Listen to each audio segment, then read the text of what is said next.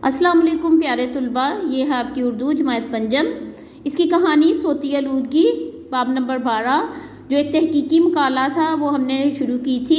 इसके सफ़ा नंबर 57 की पढ़ाई हम कर चुके हैं। आज हम इसके सफ़ा नंबर 58 की पढ़ाई शुरू करेंगे। अशिया और तरीक़ाकार लिखा हुआ है। ये एक बड़ी बारीक बीनी यानी बहुत गहराई में जाकर मुतालिया किया गया तफसीली मुतालिया है, यानी तफसील से ये बारीक बीनी से और तफसील से बताया हुआ है, जो कराची के मुख्तलिफ इलाकों में पूरी एहतियात के साथ मुंतखब करदा 6 मकामात पर अगस्त 2008 यानी आज से कितने साल पहले, आज से तकरीबन 13 साल पहले की बात है कि अगस्त के आखिरी हफ्ते में लगातार 6 काम के दिनों में यानी वर्किंग डेज जो थी, यानी संडे की छुट्टी निकाल के उसके अलावा दिनों में किया गया। जिन जगहों पर ये काम हुआ वो ये हैं, जिन जगहों पर, जिन शाहराहों पर, जिन सड़कों पर ये काम किया गया था वो ये थी। एम.ए. जिन्ना रोड है।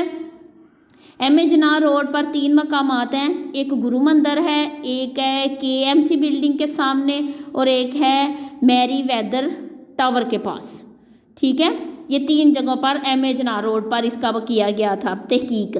इसके अलावा शाहराह फैसल पर, शाह फैसल कॉलोनी के सामने और मलीर रोड पर, यानी कराची में ये सारा तहकीक हुई है 2008 में 6 मकामात पर। ठीक है, मलीर रोड पर। इसके अलावा एक नया आबाद होने वाला रिहायशी इलाका है पाइनर फाउंडेशन फ़ेज़ 2, जिसके दोनों तरफ में 200 फीट चौड़ी रोड है, यानी दोनों तरफ देखें तो 200 फीट चौड़ी रोड है, मगर यहाँ ट्रैफिक कम होता है। ट्रैफिक के शोर की बुलंदी, उसका लेवल, उसकी बुलंदी को जांचने के लिए, उसको नापने के लिए दिन में 1 से 2 बजे के दरमियान यानी 1 घंटा और रात में 10 से 11 के दरमियान यानी 1 घंटा दिन को और 1 घंटा रात को कराची के 2 खास मकामात पर मज़ीद 2 दिन सर्फ किए गए। इसके लिए 2 बड़ी सड़कों एम.ए. जिन्ना रोड और शाहराह फैसल का इंतखाब किया गया। इस मुताले में हवाई जहाज़ों का शोर, रेलवे स्टेशनों का शोर है, फिर उसके अलावा आवाज़ें लगाकर जो चीज़ें बेचने वाले होते हैं उनका शोर है, बसों वगैरह में बजने वाली मौसीकी का शोर शामिल नहीं है, यानी ये शोर उसमें शामिल नहीं किए गए, जिनमें हवाई जहाज़ का, रेलवे स्टेशन का, आवाज़ें लगाकर बेचने वालों का और बसों वगैरह में बजने वाली मौसीकी उसको निकाल के। इस मुताले में सिर्फ इन सड़कों पर चलने वाली ट्रैफिक के शोर की जांच की गई, यानी सिर्फ जो ट्रैफिक चलती है ना उसके शोर को जांचा गया। तो क्या नतीजा निकला? पीर से हफ्ते तक 6 दिनों में नताइज क्या निकले थे?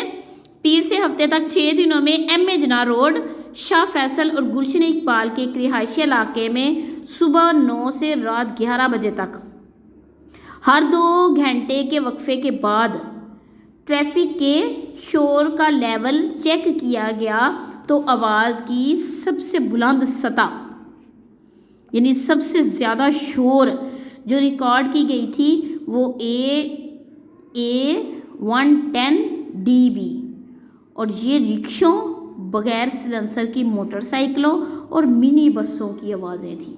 यानी ये जो 3 चीज़ें हैं ये बहुत ज़्यादा शोर पैदा करने वाली चीज़ें हैं।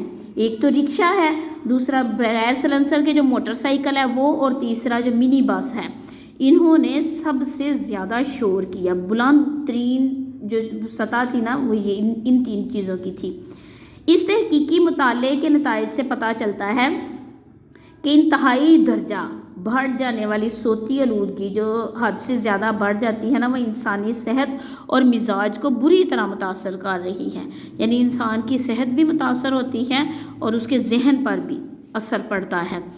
और शोर की इस सतह को कम करने के लिए फौरी तौर पर इंतहाई सख्त इक़दामात की ज़रूरत है।